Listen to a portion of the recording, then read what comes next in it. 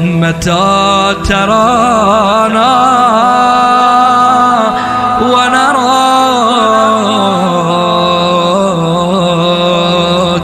متى ترانا. موضوع کلام ہے کلیات کی بحث، کلیات خمسہ. علم منطق کے اندر اس بحث کی حیثیت مرکزی حیثیت ہے. آپ کہہ سکتے ہیں کہ منطق کے اگر 4 ستون ہیں تو ان میں سے ایک ستون کا نام کلیات خمسہ ہے. اس کے اندر مہم جو ہے وہ یہ ہے کہ آپ کو ہر کلی کی شناخت، اس کا تعارف آنا چاہیے. کیوں؟ اس لیے کہ مصادیق کی شناخت ان کلیات کے بغیر ممکن نہیں ہے. آپ مصادیق کی، افراد کی، یعنی جزئیات خارجیہ کی، مصادیق جو ہوتے ہیں وہ جزئیات خارجیہ ہوتی ہیں. ان جزئیات خارجیہ کی شناخت حاصل کرنا چاہتے ہو تو بغیر ان کلیات خمسہ کے آپ شناخت حاصل نہیں کر سکتے. تو اس وقت جس عالم میں ہم موجود ہیں یہ ہے عالم مشاہدہ، عالم خارج. ہمارے ارد گرد میں بہت ساری موجودات ہیں. وہ موجودات من قبیل النباتات ہیں، من قبیل الحیوانات ہیں، من قبیل الجمادات ہیں. یہ ساری کیا ہیں؟ ہمارے ارد گرد میں پڑی ہوئی بہت ساری مشاہدات کی چیزیں ہیں جو وجود رکھتی ہیں. اب گھر کے اندر موجود ہیں، وہاں پودے بھی ہیں، وہاں آپ کے گھر کی دیواریں بھی ہیں، آپ خود لوگ بھی ہیں، پالتو جانور بھی آپ نے رکھے ہوئے ہیں. تو یہ ساری چیزیں من قبیل الموجودات، من قبیل مشاہدات جو ہیں، یہ ساری موجودات آپ کے پاس گھر میں آپ کو سارے سب کے افراد مل جائیں گے. نباتات کے افراد بھی موجود ہیں، حیوانات کے افراد بھی موجود ہیں، جمادات کے افراد بھی موجود ہیں. ٹھیک ہے. ان کے علاوہ بہت ساری اور ایسی چیزیں بھی ہیں جو غیر مرئی ہیں. غیر مرئی سمجھتے ہو؟ جن کو آپ کی آنکھ نہیں دیکھ سکتی، مگر یہ کہ ان کا بھی وجود آپ کے ارد گرد ہے. تو اب کائنات کے اندر یہ جو موجودات ہیں، مرئی ہیں، غیر مرئی ہیں، یہ سب کیا کہلاتی ہیں؟ موجودات الخارجیہ یا الجزئیات الخارجیہ. آپ چاہتے ہو ان کو سمجھا جائے، ان کی شناخت حاصل کی جائے کہ یہ کیا ہے، یہ کیا ہے، یہ کیا ہے. ٹھیک ہے. تو آپ ان حقائق کو، ان موجودات کو نہیں سمجھ سکتے، ان کی شناخت حاصل نہیں کر سکتے الا ان کلیات کے ذریعے، جن کلیات کے تحت یہ سارے موجودات درج ہوتے ہیں. تو ان موجودات کی شناخت حاصل کرنے کا وحید وسیلہ وہ کلیات ہیں جن کلیات کے تحت یہ درج ہوتے ہیں. تو جب واحد وسیلہ ہے تو پھر اس کا مطلب یہ ہے کہ اگر آپ کو کلیات کی شناخت نہیں ہے تو پھر آپ ان موجودات کی شناخت حاصل نہیں کر سکتے.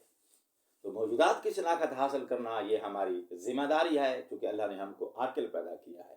ہم کو ارد گرد میں باقی موجودات کا پتہ ہونا چاہیے کہ یہ کیا ہے، یہ کیا ہے، یہ کیا ہے. ٹھیک ہے. افلا یتدبرون فی الآفاق. آفاق میں آپ غور و فکر کیوں نہیں کرتے ہو؟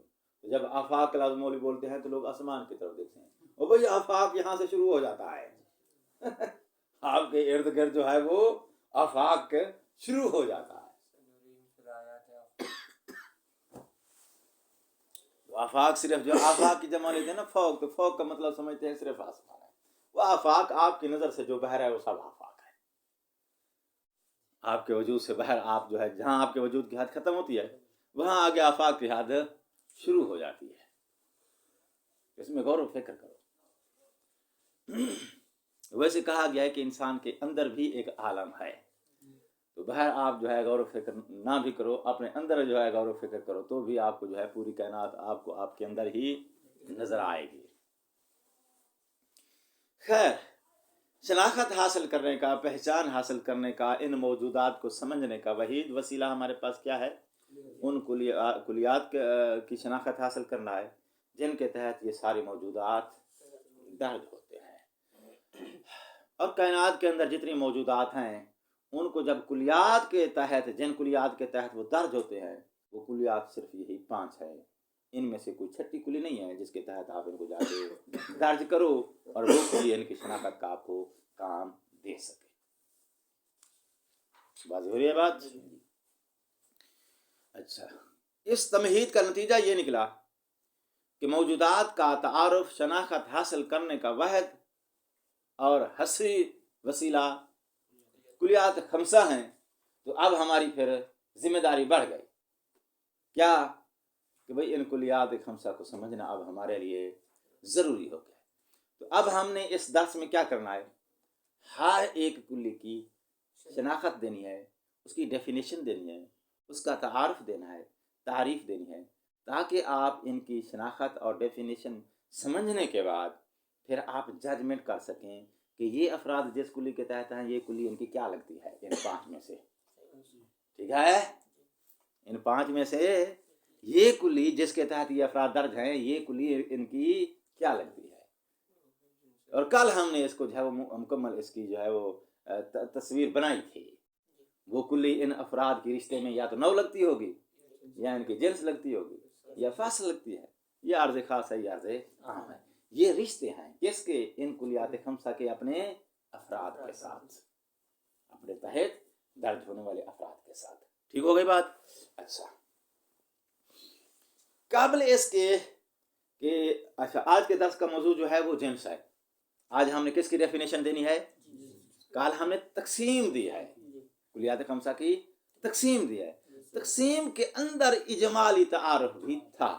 آج ہم نے باضابطہ تعریف، باضابطہ ڈیفینیشن دینی ہے، کس کی؟ جنس کی۔ لیکن جنس کی تعریف بیان کرنے سے پہلے کل کے درس کا ایک نقطہ جو کہ آج کے درس کے ساتھ مربوط ہے یہ نقطہ کل کے درس کا، لیکن وہیں سے آج کے درس کا ربط ہے۔ تو درس آج کا درس شروع کرنے سے پہلے وہ نقطہ سنو۔ اپنی کتابوں کے اندر دیکھو، لفظ تمام 2 بار استعمال ہوا ہے، ایک بار نوع کے لیے، دوسری بار جنس کے لیے۔ ٹھیک ہے، باقی 3 آپ کے پاس کیا ہیں؟ فصل ہے، اس کے لیے لفظ تمام نہیں بولا جاتا۔ اور 2 کلیات عرضیاں ہیں جو مقام صفت سے اخذ کی جاتی ہیں، ان کے لیے بھی لفظ تمام نہیں بولا جاتا۔ ٹھیک ہے، تو آپ کو کتاب کے اندر لفظ تمام نظر آیا؟ نہیں نظر آیا تو متن کی عبارت دیکھو، وہاں آپ کو کلیئر نظر آ جائے گا۔ متن کی عبارت میں لفظ تمام 2 بار آیا ہے۔ ایک بار کس کے لیے؟ نوع کے لیے، وہاں لکھا ہوگا تمام الماہیت۔ ٹھیک ہے، دوسری بار یہی تمام لفظ کہاں آیا ہے؟ جنس کے لیے، اس کے لیے لکھا ہوا ہے تمام المشترک۔ ٹھیک ہے جی، تمام مد مقابل کس کا ہے؟ بعض کا ہے۔ بس یہی آج سمجھنا ہے کہ لفظ تمام جب ہم نے نوع کے لیے بولا تو اس وقت اس سے کیا مراد ہے؟ جب جنس کے لیے لفظ تمام بولا ہے تو اس سے مراد کیا ہے؟ نوع بھی تمام ہے، جنس بھی تمام ہے، تمام مد مقابل بعض کے۔ ٹھیک، تو جنس بھی اپنے افراد کے لیے تمام ہے، نوع بھی اپنے افراد کے لیے تمام ہے۔ ان دونوں میں فرق کیا ہے؟ واضح ہو رہی ہے بات یا نہیں ہو رہی؟ اچھا، تو اب اس نقطے کو میں ایکسپلین کرتا ہوں۔ کال والی جو تقسیم بندی ہے اس کو میں رپیٹ کروں گا تاکہ یہ دونوں چیزیں سمجھ آ جائیں۔ مفہوم کلی اپنے افراد کے یا تو مقام ذات سے اخذ کیا گیا ہے یا مقام صفت سے اخذ کیا گیا ہے۔ اگر مقام ذات سے اخذ کیا گیا ہے تو پھر اس کے اندر 2 آپشن ہیں۔ یہ مفہوم اپنے ان افراد کی تمام الحقیقت کو بیان کرے گا یا بعض الحقیقت کو بیان کرے گا؟ تمام الحقیقت کو بیان کرے گا، اسے نو کہتے ہیں۔ تو پتہ چلا نو کیا ہے؟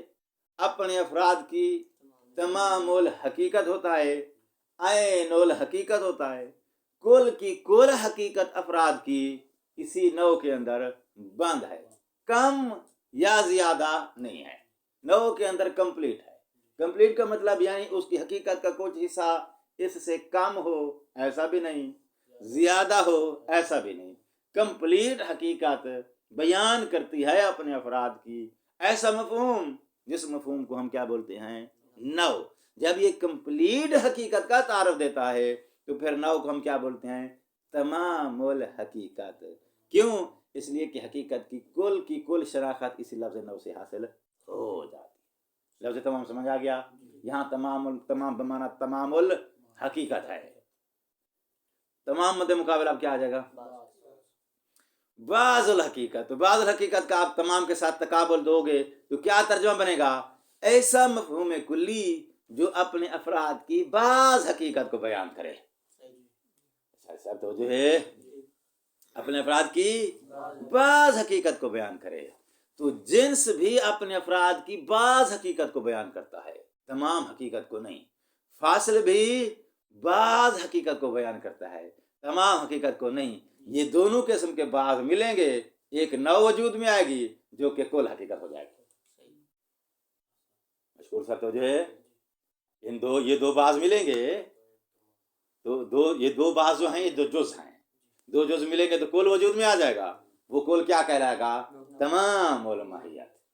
اچھا اب آ جاؤ، تو اس کا مطلب ہے کہ جنس اور فاصل یہ دونوں جن افراد سے یہ مفہوم لیے گئے ہیں ان افراد کی کیا شے بیان کرتے ہیں؟ بعض الحقیقت کو، فاصل بھی اور جنس بھی۔ یہ جو جنس ہے اس میں اور اس میں فرق کیا ہے؟ فاصل جو ہے یہ بعض الحقیقت کو بیان کرتا ہے اور مختص ہوتا ہے ایسے افراد کے ساتھ جو حقیقت کلیہ وحدہ کے تحت درج ہوتے ہیں۔ جنس یہ بھی افراد کی بعض حقیقت کو بیان کرتا ہے مگر یہ مشترک ہوتا ہے ایسے افراد کے ساتھ جو ایک سے زیادہ حقائق کے تحت یا ایک سے زیادہ تمام الماہیت کے تحت درج ہوتے ہیں۔ اس تمام الماہیت کے تحت درج ہونے والے افراد کے لیے بھی یہ پایا جاتا ہے یہ جز، کسی اور تمام الحقیقت کے تحت درج ہونے والے افراد کا بھی یہ بعض حصہ ہے۔ جب یہ ایک سے زیادہ حقائق کے تحت، ایک سے زیادہ تمام الماہیات کے تحت درج ہونے والے افراد کا کیا ہے؟ یہ مشترک ہے اور سب کا یہ بعض ہے۔ تو اب آ جاؤ، تو اب یہاں لفظ تمام آئے گا کس کے لیے؟ لفظ جنس کے لیے۔ یہ جنس جن افراد کا بعض الحقیقت ہے، تو جو ہے جن افراد کا یہ بعض الحقیقت ہے ان کے درمیان یہ تمام المشترک ہے یا بعض المشترک ہے؟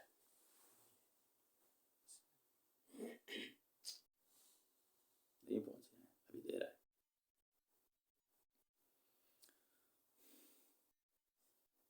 میں پھر مثال کے ذریعے واضح کرتا ہوں۔ ایک بار ہم کہیں گے تمام الحقیقت، دوسری بار کہیں گے تمام المشترک۔ تمام الحقیقت کا مطلب کیا ہے؟ ان افراد کی کل حقیقت یہی ہے، اس سے علاوہ کوئی اور حقیقت نہیں ہے جو اس کے بہر رہ گئی۔ تمام المشترک مد مقابل بعض المشترک، تمام الحقیقت مد مقابل بعض الحقیقت۔ جنس بعض الحقیقت ہے، فاصل بعض الحقیقت ہے۔ اچھا فاصل کو سائڈ پر رکھو۔ جنس بعض الحقیقت ہے نو کے مقابلے میں، کیونکہ نو تمام الحقیقت ہوتی ہے، یہ اس نو کا جز ہوتا ہے۔ جب جز ہوتا ہے تو جز بعض الحقیقت کہلاتا ہے، افراد کی تمام الحقیقت نہیں۔ تو جنس کیا ہو گیا؟ افراد کی بعض الحقیقت۔ اب آ جاؤ، یہ جنس جن افراد کے درمیان مشترک ہے، فقط انہی کے درمیان مشترک ہے یا ان کے علاوہ کوئی اور بھی ہیں؟ مشترک جو ہے تو آپ نے وہ افراد جو سامنے رکھے ہیں جن کے درمیان یہ مشترک ہے उनके ही दरमियान मुश्तरक है, उसका इश्तराक खत्म, बस इनके अलावा किसी और के अंदर ये मुश्तरक नहीं है। अगर फकत यही अफराद हैं जिनके अंदर ये मुश्तरक है तो फिर ये तमाम मुश्तरक हो जाएगा। तमाम मुश्तरक यानी कुल का कुल इसका इश्तराक फकत इन्हीं के अंदर ही है, इसके अलावा किसी और के अंदर मुश्तरक नहीं है। या तमाम के मध्य मुकाबले क्या ले आओ, बाज़ुल मुश्तरक, ये जिन्स इनका बाज मुश्तरक है, यानी ये जिन्स मुश्तरक तो है मगर ये जिन्स बाज मुश्तरक है, बाज हिस्सा जिन्स का किसी और अफराद के अंदर भी पाया जाता है। अब मिसाल सुनो, ज़ैद है, खालिद है, गनम है, फारस है, जामूस है, एबेल है, ठीक है। इनके अंदर हैवान, ठीक है। पहले ये बताओ कि हैवान इनकी बाज हकीकत है या तमाम हकीकत है? बाज हकीकत है, ठीक है ना। एक बाज हिस्सा और है, वो क्या है? फासिल, वो सबकी मिलेगी तो वो इनकी तमाम हकीकत हो जाएगी। तो अब फासिल जैसे ही मिलेगी तीसरी चीज वजूद में आ जाएगी, उस तीसरी चीज का नाम क्या है? कुल। और वो कुल क्या होता है? नौ, उसको तमाम हकीकत कहते हैं।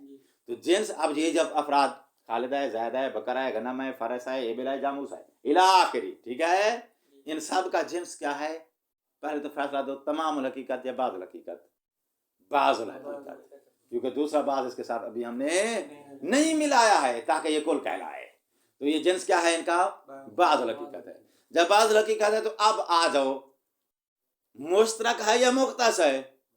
भाई मुश्तरक है, क्योंकि आपने सामने दायरे में या लाइन में जो अफराद खड़े किए हैं वो एक से ज्यादा हकायक के तहत दर्ज होते हैं, उनके दरमियान ये मुख्तस है। किसी एक ही हकीकत के तहत दर्ज होने वाले, एक ही तमामुल महियत के तहत दर्ज होने वाले अफराद के साथ मुख्तस नहीं है। नहीं है तो फिर क्या हो जाएगा? ये मुश्तरक। जब मुश्तरक है तो अब मुश्तरक के अंदर फिर दो क्वालिटियां बनेगी, ये तमामुल मुश्तरक है या बाज़ुल मुश्तरक है। इनका तमामुल मुश्तरक का मतलब यही है कि जो अफराद आपने सामने लाइन पे खड़े किए हैं इनके अलावा किसी और के अंदर ये नहीं पाया जाता, बस फकत इन्हीं के अंदर ही मुश्तरक है।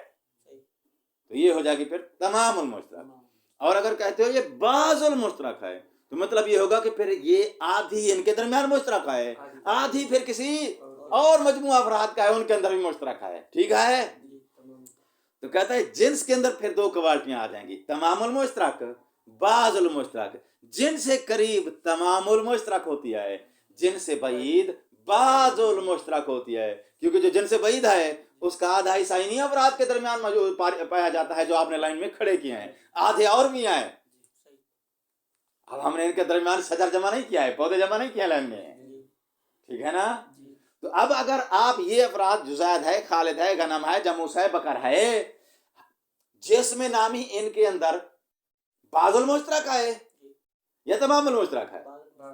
तो अब आप लाइन पहले लाइन क्लियर करो। लाइन में हमने कौन से किसको खड़ा किया? ज़ैद को, खालिद को, बकर को, एबिल को, गनम को, जामूस को, फरस को, ठीक है।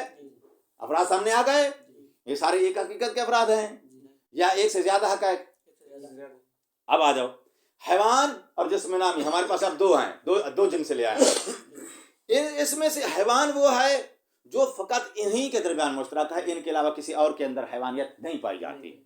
एक हमारे पास जिस्म नामी है जो कि इनके अंदर भी पाया जाता है, इनके अलावा कुछ और भी हैं जिनके अंदर पाया जाता है, ठीक है। जब हैवान की बात करोगे तो वो भी इनके दरमियान मुश्तरक है, जिस्म नामी की बात करोगे वो भी इनके अंदर मुश्तरक है। इन दोनों में फर्क क्या है? हैवान इनका तमाम में मुश्तरक है बाज़ हकीकत, मगर ये बाज़ हकीकत इन्हीं के अंदर ही मुश्तरक है, इनके अलावा किसी और के अंदर ये नहीं पाया जाता। जब किसी और के अंदर नहीं पाया जाता तो इसको हम क्या कहेंगे? तमामुल मुश्तरक, यानी इसके इसका इश्तराक तमाम हो जाता है इन्हीं के अंदर ही, इसका मुश्तरक होना सिर्फ इन्हीं के अंदर ही है।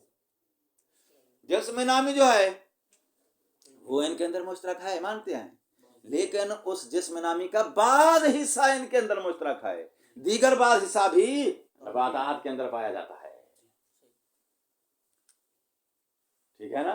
तो कुल की कुल हैवानियत इनके अंदर मुश्तरक है, जबकि जिस्म नामी की कुल की जिस्म नामियत इनके अंदर मुश्तरक नहीं है, बल्कि जिस्म नामियत का एक हिस्सा इनके अंदर मुश्तरक है, बाकी हिस्सा जो दीगर अफराद हैं जिनके अंदर। वाज़ेह हो गई बात। तो अब यहां से फासला आएगा, टच आएगा, किसका? जिनसे करीब, जिनसे बईद का। जो जिनसे करीब होती है ना, वो उन मुश्तारकीन से मुराद वो अफराद जो मुख्तलिफ माहियात के तहत दर्ज होते हैं, और ये उनका बाजुल मुश्तरक है। बाज इसलिए कि हकीकत, बाज हकीकत को बयान करती है, मुश्तरक इसलिए कि जिन अफराद के अंदर ये पाई जाती है वो एक हकीकत के तहत दर्ज नहीं होते, एक से ज्यादा हकायक के तहत दर्ज होते हैं। तो ये मुख्तस नहीं है, मुश्तरक है, मद्दे मुकाबिल फासिल के। ठीक हो गई बात? तो अब लफ्ज बाज को, लफ्ज मुश्तरक को, लफ्ज तमाम को, ये तीन लफ्ज जो हैं इनको आपने जगह देनी है जहन में। जब हम बोलेंगे ना जिन्स के लिए कि ये बाजुल हकीकत है, तो मद्दे मुकाबिल आएगा तमामुल हकीकत जो कि इनकी नौ होती है। जब इसको बोलेंगे ना ये मुश्तरक है, बाजुल हकीकत अल मुश्तरक है, तो मुश्तरक का लफ्ज मद्दे मुकाबिल फासिल क्या आएगा, क्योंकि वो मुख्तस होती है। और जब इस बाजुल हकीकत को तमामुल मुश्तरक कहेंगे तो उस वक़्त ये मद्दे मुकाबिल आ जाएगी फिर इसके बाद वाली जो जिन्स है उसके मुकाबले में। क्यों? इसलिए कि वो इनके अंदर मुश्तरक होती है, लेकिन वो उसका बाद हिस्सा मुश्तरक होता है, और जिनसे करीब का कुल इन्हीं के अंदर ही मुश्तरक होता है। ठीक है? तो लफ्ज़ तमाम दो बार रिपीट हुआ है, एक तमामुल हकीकत लफ्ज़ हकीकत के लिए, एक बार तमामुल इश्तिराक के लिए। तो जैसे आप कहते तमामुल हकीकत, तमामुल हकीकत यानी इन्हीं अफराद की कुल हकीकत यही है। तो तमामुल मुश्तरक कुल का कुल इश्तराक इसका इन्हीं अफराद के अंदर ही है, इनके अलावा किसी और फर्द के अंदर ये इश्तराक नहीं रखती है। जबकि जिनसे बईद जो होती है वो कुल की कुल मुश्तरक नहीं होती, बल्कि उसका बाज़ हिस्सा इनके अंदर मुश्तरक होता है। अब फासला समझ में आया नहीं है? ये है जी तारुफ लफ्ज़ तमामुल हकीकत और तमामुल मुश्तरक का। वाज़ेह हो गई बात? अब आओ, आज का दर्स शुरू होने लगा है जी। आज का दर्स क्या है? जिन्स की तारीफ। और जिन्स की तारीफ बयान करने से पहले एक सवाल है, इस पे गौर करो। ज़ैद कौन है? ज़ैद क्या है? दो जुमले हमने बोल दिए ना। ज़ैद कौन है? क्या जवाब देते हो? मेरा भैया है, ठीक, फलां का बेटा है, ये कहते हो। और जब पूछा जाए ज़ैद क्या है, फिर क्या जवाब देते हो? मेरा भैया, फलां का बेटा है। अब जवाब क्यों बदल दिया तुमने? क्योंकि सवाल का मिजाज बदल गया है। ठीक है ना? तो आपकी अक्ल ने जजमेंट दे दी ना कि सवाल के अंदर जो कुछ पूछा गया है ये जवाब में वही कुछ आना चाहिए जो सवाल में पूछा गया है। जवाब में अगर वो आपसे पूछे ज़ैद कौन है, आप कहें भाई वो इंसान है, जवाब गलत हो जाएगा। आपसे पूछा जाए ज़ैद क्या है, आप कहें इब्ने फलां है, जवाब गलत हो जाएगा। क्यों गलत हो गया जवाब? इसलिए कि तुमने जवाब सवाल के मिजाज के मुताबिक नहीं दिया है। तो कौन और क्या का फर्क तो समझते हो ना? ठीक है? जब कौन का लफ्ज इस्तेमाल किया जाए तो मुराद होता है शख्सी तारुफ। जब क्या के जरिए सवाल किया जाए तो फिर मकसूद होता है उसकी हकीकत की पहचान, हकीकत की शनाख्त चाहते हो कि इसकी हकीकत क्या है, ये चीज़ हकीकत में है क्या चीज़। तो वहाँ लफ्ज़ क्या बोला जाता है, कौन नहीं बोला जाता है।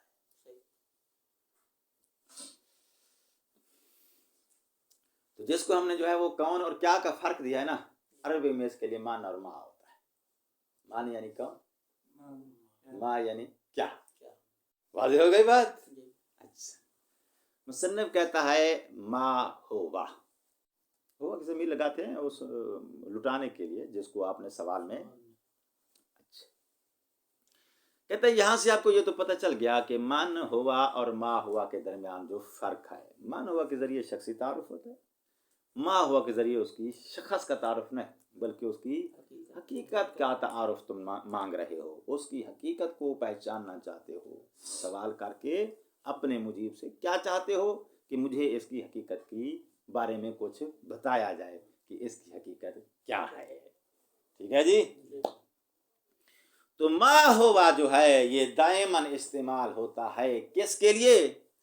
चीज़ों की हकीकत के मुताल्लिक मुजीब से कुछ पूछने के लिए। आप सवाल करोगे تو سوال میں لفظ ما ہوا استعمال کیا جائے گا. ٹھیک ہے نا؟ تو ما ہوا جو ہے یہ مختص ہے اس کا استعمال کس چیز کے بارے میں سوال کرنے کے لیے؟ اشیاء کی حقیقت کو معلوم کرنے کے لیے. ٹھیک ہے.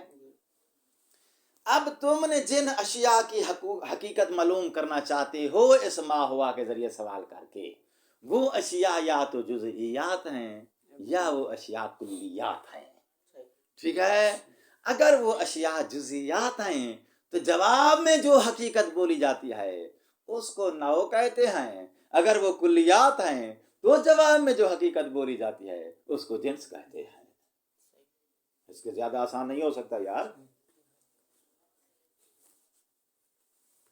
ٹھیک ہے نا؟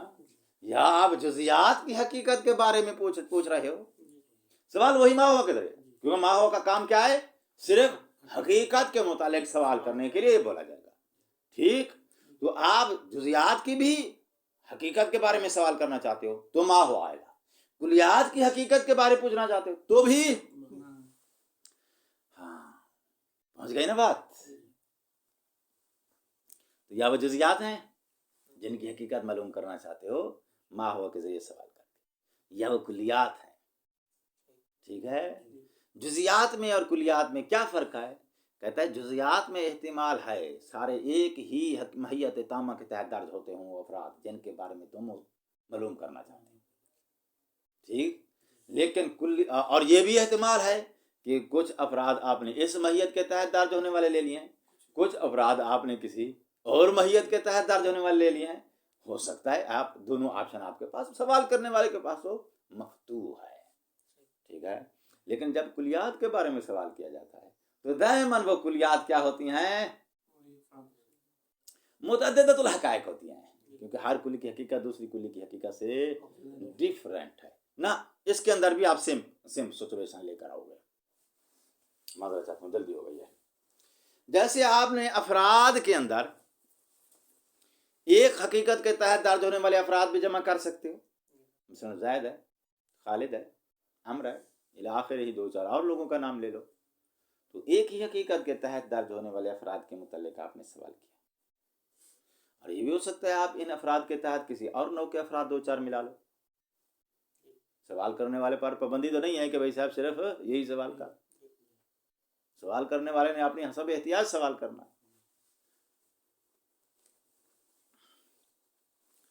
تو آپ جو ہے وہ حقیقت واحدہ کے تحت درج ہونے والے افراد کے متعلق سوال کیا ہے، یا وہ سوال میں آپ نے افراد جمع کر لیا ہیں متعدد حقائق کے تحت جمع ہونے والے. اور جب کلیات میں ہوگے تو بھی آپ کے پاس یہ آپشن ہے، ایک ہی جنس کے تحت درج ہونے والی کلیات آپ نے جمع کر لی ہیں یا متعدد اجناس کے تحت درج ہونے والی کلیات آپ نے جمع کر لی. اگر ایک ہی حقیقت کے تحت درج ہونے والی کلیات ہیں تو جواب میں جنس سے قریب آئے گا. متعدد حقائق سے تعلق رکھنے والی کلیات کے متعلق سوال کیا تو جواب جن سے بعید آئے گا. سیم واپس آ جاؤ جزیات میں. جزیات میں آپ نے ایک ہی حقیقت کے تحت درج ہونے والے افراد کے متعلق سوال کیا ہے تو پھر ان کی 9 جواب میں بولی جائے گی. اور اگر افراد آپ نے متعدد جمع کر لیے ہیں تو پھر جواب میں جنس آئے گی. مثلا زید بکر خالد کے ساتھ تم جو ہے وہ فرس کھڑا کر دیتے ہو، غنم کھڑی کر دیتے ہو، آپ جواب میں انسان نہیں بول سکتے، جواب میں آپ کو جنس بولنا ہوگا. واضح ہو رہی ہے بات؟ اچھا. مہم یہ کہ اچھا ایک نقطہ اور بھی ہے اس کے اندر.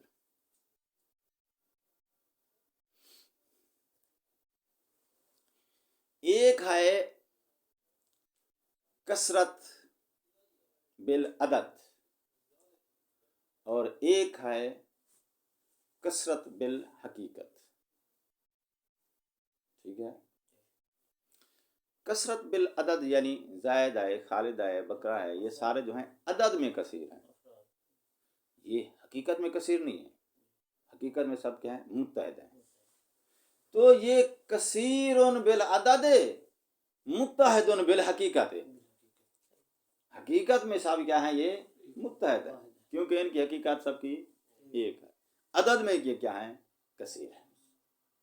جو کلیات ہوتی ہیں وہ کثیر بالعدد بھی ہوتی ہیں، کثیر بالحقیقت بھی ہوتی ہیں، کیونکہ ہر کلی کی حقیقت دوسری کی حقیقت سے مختلف ہوتی ہے، تو وہ متعدد بالحقیقت بھی ہوتی ہیں، متعدد بالعدد بھی ہوتی ہیں، لیکن جو نو کے تحت افراد جمع ہوتے ہیں وہ صرف متعدد بالعدد ہوتے ہیں، متعدد بالحقیقت نہیں ہوتے ہیں، ٹھیک ہے۔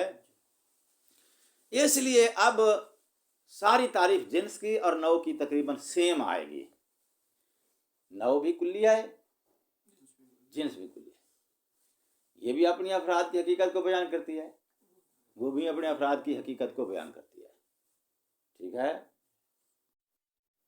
اور ابھی ہم نے آپ کو تمام المشترک بتایا نا، جنس سے قریب جو ہوتی ہے تمام المشترک کے ساتھ ساتھ تمام الحقیقت بھی ہوتی ہے، جس طرح نو تمام الحقیقت ہوتی ہے۔ فرق کیا ہے؟ یہ نو جو ہے یہ نو حقیقی کہلاتی ہے، وہ نو اضافی کہلاتی ہے۔ تو اب اضافی اور جو کہ حقیقی میں نے ابھی بیان نہیں کیا یہ نقطہ، جب بیان کریں گے تو پھر آپ کو بتائیں گے کہ وہاں جنس کے اندر لفظ تمام پھر دو بار آ جائے گا، ایک بار تمام المشترک، ایک بار تمام المحیت، کیونکہ نو جنس جو ہوتی ہے اس کے اندر دو رخ ہیں، وہ جنس بھی ہوتی ہے، نو بھی ہوتی ہے، جو اس کے تحت درج ہے ان کے لیے جنس ہے، اور جس کے تحت وہ درج ہے ان کے لیے وہ نو ہے۔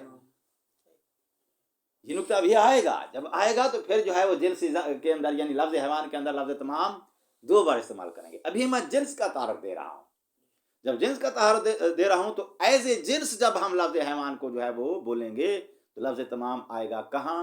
تمام المشترک میں۔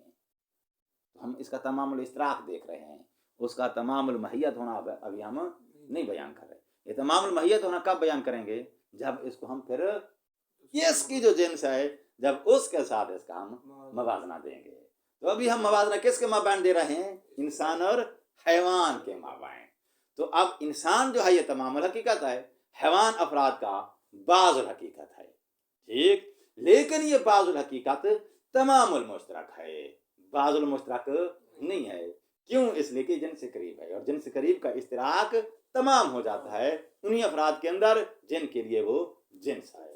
جو جن سے بعید ہے اس کا بعض حصہ مشترک ہوتا ہے، بعض دیگر افراد کے اندر ہوتا ہے۔ بس ہو گئی بات، یہ ہے جی خلاصہ کلام۔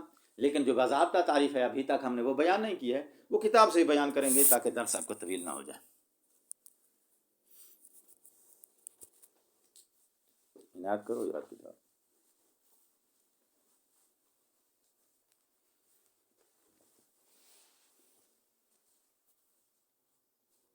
قولہ، مصنف کا قول، المقول، مقول کا کیا ترجمہ ہے لغوی طور پہ؟ بولا جانا، کالا یقولو سے ہے، کالا یقولو سے آتا ہے نا، مقول بولا گیا ہو۔ یہ لفظ بولا گیا ہو اس لیے استعمال کیا جاتا ہے چونکہ محیات جو ہیں یہ دائماً بطور جواب بولی جاتی ہیں، حقائق جو ہیں یہ بطور جواب بولی جاتی ہیں۔ سوال کیا ہے جس کے جواب میں یہ بولی جاتی ہیں؟ وہ ہے ما ہوا، ٹھیک ہے نا، سوال جو ہے وہ کیا ہے؟ ما ہوا، اور اس کے یہ جواب میں بولی جاتی ہیں حقائق، تو اس لیے لفظ مقول جو ہے استعمال ہوتا ہے ان حقائق کی تعریف میں یا ان کلیات کی تعریف میں۔ اور لفظ مقول جو ہے کہتا ہے یہ اصطلاحی، یہ لغوی معنی میں نہیں ہے، لغوی معنی کیا آتا ہے؟ بولنا، اصطلاحی معنی میں ہے۔ اصطلاحی معنی کیا ہے اس کا؟ محمول۔ کیوں؟ اس لیے کہ سوال ہمیشہ موضوع ہوتا ہے، جواب اس کا محمول ہوتا ہے، موضوع محمول ملے گا، قضیہ آپ کا کمپلیٹ ہو جائے گا، ٹھیک ہے، یہ اس کا محمول ہوتی ہے۔ قولہ فی جواب ما ہوا، یہ کلی جو ہے ما ہوا کے جواب میں بولی جاتی ہے، یا ما ہوا کے ذریعے جب سوال کیا جائے تو جواب میں بطور محمول اس کو آپ استعمال کرو گے۔ کہتا ہے ما ہوا، لفظ ما ہوا کی وضاحت دیتا ہے کہ کیا ہوتا ہے۔ ما ہوا سوال عن تمام الحقیقت، ما ہوا دائمن تمام الحقیقت کے متعلق سوال کرنے کے لیے بولا جاتا ہے. اچھا، جب دائمن یہی تمام الحقیقت کے متعلق سوال کرنے کے لیے بولا جاتا ہے تو اس کے جواب میں کبھی آپ جنس بول دیتے ہو، کبھی آپ نو بول دیتے ہو. ٹھیک، ما ہوا کس کے بارے میں سوال کرنے کے لیے بولا جاتا ہے؟ تمام حقیقت. جواب میں کبھی جنس بول دیتے ہو، کبھی نو. مطلب کیا نکلا؟ تو چونکہ ما ہوا تمام الحقیقت کے بارے میں پوچھنے کے لیے استعمال ہوتا ہے، تو پھر اس کا جواب میں کبھی وہ ہے کبھی وہ ہے، تو اس کا مطلب ہے یہ بھی پھر تمام الحقیقت ہے، وہ بھی تمام الحقیقت ہے. ابھی آ گئی نا وہ بات کہ جنس بھی اپنے افراد کی تمام الحقیقت ہوتی ہے. جن کے اندر وہ تمام المشترک ہے نا، ان کے اندر وہ تمام الحقیقت بھی ہوتی ہے. جہاں اس کے اشتراک تمام ہو جاتا ہے ان کے لیے وہ تمام المحیت بھی ہوتی ہے، کیونکہ ان کے لیے منع اضافی ہے. فَإِنْ اقتصر فی السؤال علی ذکر امر، یہ اس نے کچھ آپشن بنائے ہیں صرف تم کو سمجھانے کے لیے. ٹھیک ہے، سوال میں جو ہے وہ آپ امر واحد جو ہے کے متعلق سوال کریں گے. مثلا زید ما ہوا، کان السوال عن تمام المحیت المختصۃ بہ، تو مطلب یہ ہوگا کہ سوال کرنے والا تمام الحقیقت پوچھنا چاہتا ہے، لیکن تمام الحقیقت جو اس سوال میں رکھے ہوئے فرد کے ساتھ مختص ہے. فیقع النوع فی الجواب، تو نو جواب میں آئے گی ان کان المذکور امرا شخصیا. چلو میں اس کی تھوڑا مزید سلیس تصویر بنا دیتا ہوں.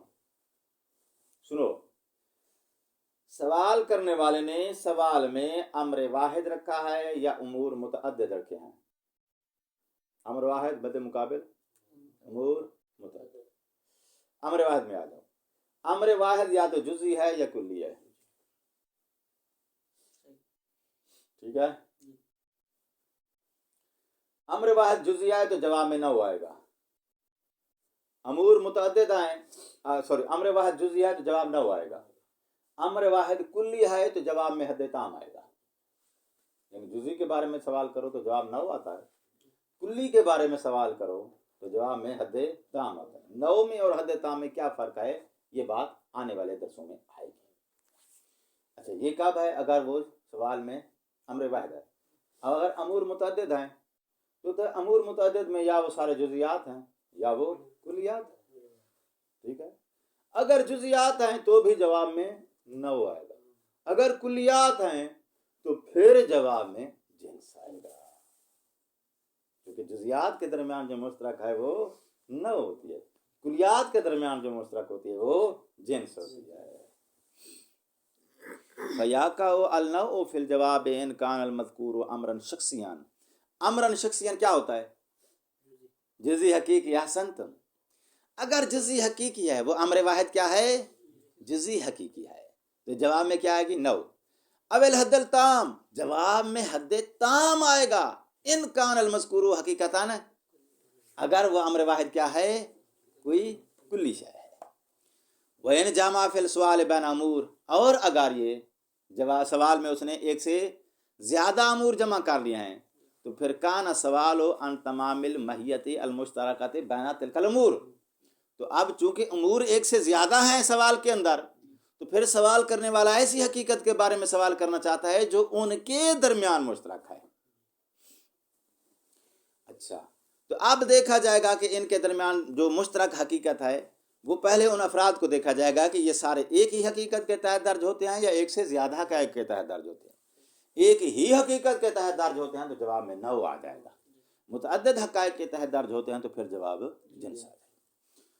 اچھا، ثم تلک الامور ان کان متفقۃ الحقیقت، اگر ان متعدد امور یا متعدد افراد کی حقیقت ایک ہے، وہ سارے متفق ہیں ایک حقیقت میں، یعنی ایک ہی تمام المحیت کے تحت درج ہوتے ہیں، تو کان المسئول، تو اس کا مطلب یہ ہے کہ سوال کرنے والے نے جو پوچھا ہے یا جو سوال میں پوچھا گیا ہے وہ کیا ہے؟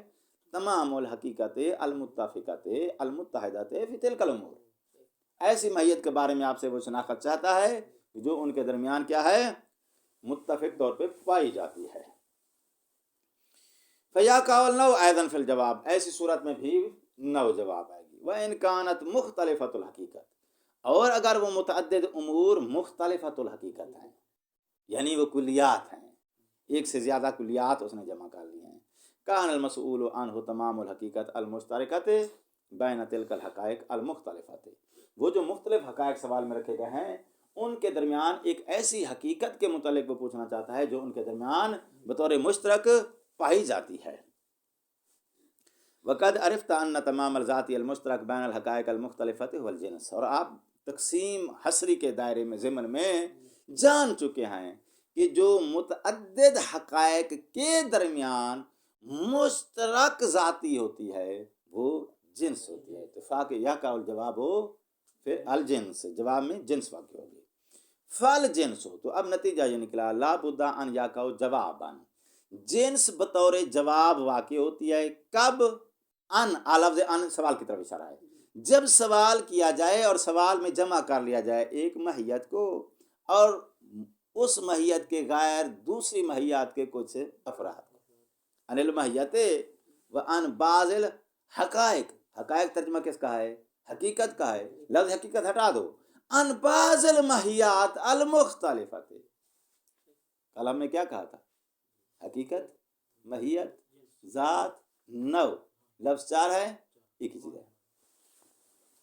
حقائق المخالفہ، مخالفہ یعنی المتباینہ، اس کے ساتھ جو تباین رکھتے ہیں،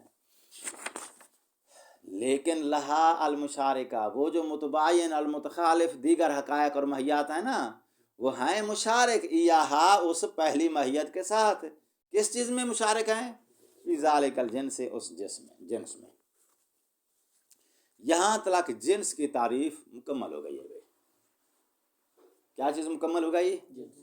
جنس کی، الجنس کلی مقول فی جواب سوال عن الماہیت و عن الماہیت والماہیات الاخرت مختلفت المشترکت معہا فی الجنس، ٹھیک ہے؟ تو جنس جو ہے یہ ایسی کلی ہوتی ہے جو بولی جاتی ہے کہ جب سوال کیا جائے متعدد ماہیات جمع کر کے، جب ان کی حقیقت مشترکہ کے بارے میں سوال کیا جائے تو جواب میں جو کلی آتی ہے ایسی کلی کو جنس کہتے ہیں، ٹھیک ہے؟ اور یہ بھی ذہن میں رہے کہ نو، جنس، فصل، یہ جو مفاہیم کلیہ کے اندر تقسیم ہے یہ منطق نے آ کے دی ہے، اہل لغت کے پاس یہ دقیق فرق نہیں ہے، ٹھیک ہے؟ وہ ہر کلی کو جنس کہہ دیتے ہیں، بس اس کے پاس دو ہی آپشن ہیں، کلی اور افراد، یہ فرد ہے یہ کلی ہے، فرد کو مصادق بول دیں گے اور کلی کو ان کی جنس بول دیتے ہیں، اور فرق نہیں کرتے کہ یہ جنس، آگے پھر جو ہے ان کی خانہ بندی یا ان کی تقسیم بندی پھر منطق آ کے کرے گی کہ یہ والی کلی افراد کے لیے جنس ہے، یہ والی کلی ان کے لیے نو ہے، وغیرہ وغیرہ۔ اہل لغت کے پاس یہ دقیق تمیز یعنی فرق نہیں ہے۔ اچھا، فَإِنْ كَانَ مَعَ ذَلِكَ، اب اس عبارت سے آگے جو چیز شروع ہو رہی ہے وہ کیا ہے؟ جن سے قریب اور جن سے بعید۔ فَإِنْ كَانَ مَعَ ذَلِكَ، مَعَ ذَلِكَ کا اشارہ ہے اس کی ڈیفینیشن کی طرف، جنس کی جو آپ نے تعریف دی ہے اس کی طرف، کہ جنس کیا ہوتی ہے؟ جو ایک ماہیت کے ساتھ جب دیگر ماہیات جو اس کے ساتھ مختلف ہیں مگر مشترک رہیں کسی ماہیت کے اندر تو جواب میں جو آئے گی وہ جنس ہوتی ہے۔ کہتے ہیں مع ذالک، اس ڈیفینیشن کے بعد ان کانا جواباً عن الماہیت و عن کل واحد من الماہیات المختلفت المشارکۃ لہا فی ذالک الجنس، یہ جنس جو ہے انہی کے ہی اندر مشترک آئے جن کو آپ نے سوال کے اندر جمع کیا ہے، ٹھیک ہے؟ یہ جنس کیا ہے؟ انہی ہی افراد یا انہی ماہیات کے اندر ہی مشترک ہے جن ماہیات کو آپ نے جواب سوال میں جمع کیا ہے۔ تو فل جنس ہو قریب کل ہمان ہے سو یا کا جواباً لسوال ان الانسان و ان کل ما یشارکہ فی الماہیت الحیوانیت و ان لم یا کا جواباً ان الماہیت، اور اگر یہ حیوان ان کے جواب میں واقع نہیں ہو سکتا ہے، ٹھیک ہے نا؟ آپ نے وہاں جو چیزیں یا جو مہیات سوال میں جمع کیا ہیں ان کے جواب میں یہ حیوان واقع نہیں ہو سکتا ہے، تو پھر اب جو چیز واقع ہوگی جواب میں لا مالا ان کے لیے جن سے بعید ہو جائے گی۔ جو جواب پورا جواب آ جائے یعنی برابر جواب بیٹھ جائے وہ جنس قریب ہے۔ جو جواب سے جواب پورا نہ بیٹھ سکے وہ کب ہوگا؟ جب آپ نے سوال کے اندر ایسی چیزیں جمع کر دی ہیں جو اس کے دائرے سے باہر ہیں، ٹھیک ہے نا؟ مثلا پودے نباتات آپ نے ساتھ کھڑے کر دیے ہیں، تو اب جو ہے سوال آپ کا حیوان کے دائرے سے بڑھ گیا، جب بڑھ گیا تو اب حیوان جواب میں نہیں آئے گا، نہ آنے کی صورت تو اب جو آ جائے برابر جواب کے جنس قریب، جو برابر نہیں آ رہی نہ آنے کی صورت میں اب جو آپ جواب لاؤ گے وہ ان کے لیے جنس بعید ہو جائے گی۔ فی ذالک الجنس فالجنس البعید کالجسم حیث یقع جوابا عن السؤال بالانسان والحجر والفرس ولا یقع جوابا عن السؤال بالانسان والشجر والفرس۔ تو اگر آپ وہاں رکھتے ہو شجر اور فرس کو، ولا یقع جوابا عن السؤال بالانسان والشجر والفرس، انسان فرس شجر، اگر یہ تین چیزیں رکھتے ہو تو جواب میں حیوان واقع نہیں ہوگا، ٹھیک ہے؟ شجر، انسان، فرس، یہ اگر رکھتے ہو تو حیوان جواب میں کیوں؟ اس لیے کہ آپ نے سوال میں شجر کو ساتھ کھڑا کر دیا ہے اور یہ سوال کا دائرہ حیوان سے بڑا ہو گیا، تو اب انسان حیوان جواب واقع نہیں ہو سکتا ہے۔ جواب واقع نہ ہونے کی صورت میں ہم کو اب پھر بعید سے کوئی اور مفہوم لانا پڑے گا جو جواب کی مقدار کو پورا کرے، تو چونکہ اب جواب کی مقدار